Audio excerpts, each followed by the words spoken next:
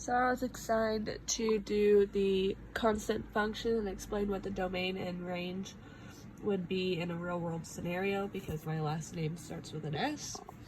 So here's my work and what I decided to do. I decided to do the gas mileage of a vehicle because it has an input and an output. So my domain would be the number of gallons that you can put into the tank. And I used my car just for an example because I know the numbers that it does.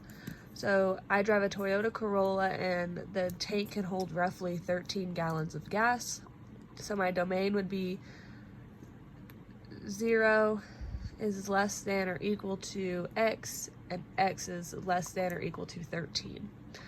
Or I could write it as 0, 13 in brackets. And my range would be the number of miles that's drivable. So I can drive anywhere between 0 and 460 miles on 0 to 13 gallons of gas. So my car gets 36 miles per gallon. So 13 gallons times my miles I can drive on 1 gallon of gas equals 468, and that's where I got my drivable miles. So my range would be 0 is less than or equal to Y, or Y is less than or equal to 468. And this is another way that I could write it in closed brackets. So here I set up a little graph to better understand it, to help you understand it.